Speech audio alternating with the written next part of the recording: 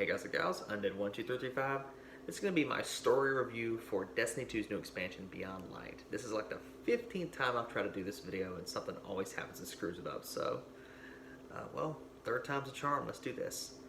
This expansion, I'm going to be honest, it's like a 6 to 7 out of 10 for the story. It's nothing to write home about. It's a good time. I had a good time playing through it, but I'm not gonna like fall all over the characters. There are going to be spoilers in this, just a heads up. If you don't want spoilers, you have the next 10 seconds to get out of here. If you do enjoy the video, a like and a sub would be appreciated, and thank you guys for tuning in. Alright, here we go.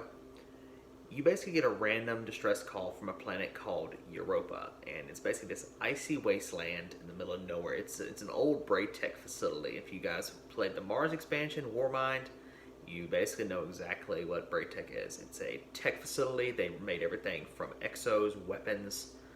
They're the people who made Rasputin and stuff like that. It's crazy to think. But there's basically an old facility there, and the distress signal is coming from Variks. If you played Destiny 1, you know exactly who Variks is. He ran the Prison of Elders. And I still randomly hear in the middle of the night in dreams, dismantle mines, yes. Just spent way too much time in the Prison of Elders going for stuff. But it's a distress call from him, and it's a good thing because you're distrustful of him, but he sounds just so scared. He's like, please send help, save my people. And I'm just like, let's go get him, man. The problem is there is a Kel who has harnessed the power of darkness. Her name is Aramis. Lamest freaking villain I've ever seen. She's all talk and no show. Her underlings, her lieutenants, they're some of the worst boss fights in this entire series. And her final boss fight, while being kind of cool to look at, it sucked because you are blatantly overpowered. You get your new super. I'm playing as a hunter, so I get Silence and Squall, which is basically two. What do you call them? Commas or something like that. I forgot exactly what they are. It's basically two underslung knives that you basically. You throw one like this, and then throw one vertically, and then throw one horizontally, and one of them freezes, and one makes a stasis field. It's a weird thing. You basically just spam this super the entire fight. It comes up every like 3 seconds. It's a cakewalk. There's nothing to these boss fights. Every time you go to fight a boss, it gives you stasis, so there's no challenge there whatsoever. And considering I cheated, I went into Lost Sector and Trostland for an hour and ground my level up. I was 1200 before I even got a quarter of the way through the story. So it's a cakewalk for me. But you basically are just trying to stop her. That's the basic story. There's no branching side paths so far, and they're drip feeding it to us. The Drifter has nothing to do with this story.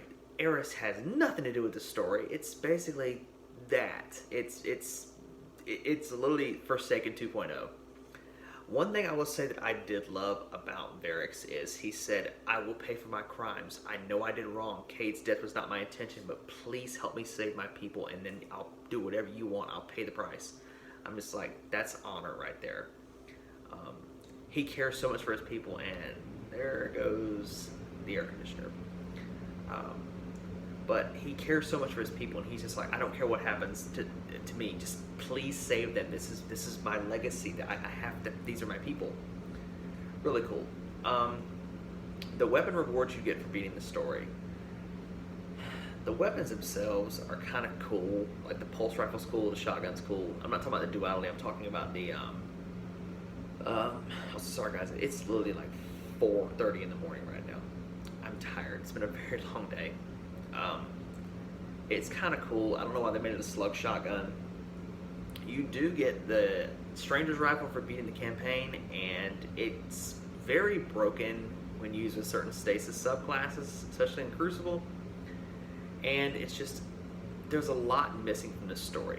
Her underlings and her lieutenants that she gives these powers to, They were complete pushovers. There was nothing cool about it. They didn't explain any story. All they did was give you a name and said, go get them. That's all they did. There was nothing to them. Varric, you don't really learn anything about his backstory. The stranger, she says, I have time to explain, but she doesn't talk about anything at all. Nothing new.